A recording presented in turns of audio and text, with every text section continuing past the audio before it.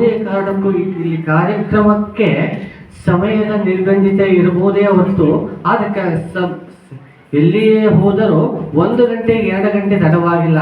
ನಮ್ಮ ಗೋಷ್ಠಿಗೆ ಏನು ಅರ್ಧ ಗಂಟೆ 20 ನಿಮಿಷ ಹೆಚ್ಚಾಗಿರ್ಬೋದು. ಆದರೆ ಇಂತಹ ಸಮಯಾಧಾರಿತ ಗೋಷ್ಠಿ ಸಮ್ಮೇಳನ ನಡೆದಿರುವುದು ನಾವು ನೋಡಿಲ್ಲ ಎನ್ನುವುದಕ್ಕಿಂತ ಆಚರಣೆಗೆ ತಂದಿಲ್ಲ ಅಂತ ತಿಳ್ಕೋಬೇಕು.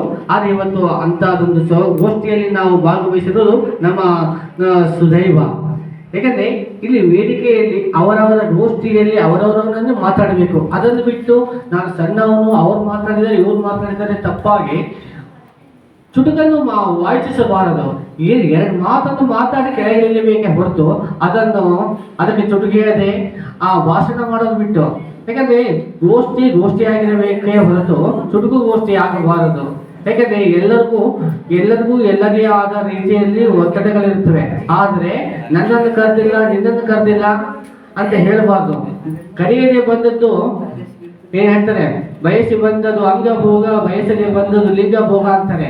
ಕರೆಸ್ಕೊಂಡು ಇವತ್ತು ಯಾಕಂದ್ರೆ ಇನ್ವಿಟೇಷನ್ ಹೆಸರಾಗಿದ್ರು ಕೂಡ ಇಲ್ಲ. ನಾನು ನಿನ್ನೆ ನೋಡಿದೆ ಮೊನ್ನೆ ನೋಡಿದೆ ಬರ್ಬೇಕಾ ನನಗೆ ತಿಳಿಸಿಲ್ಲ ಅಂತ ಹೇಳೋದು ಭಾಷೆ ಅಲ್ಲ.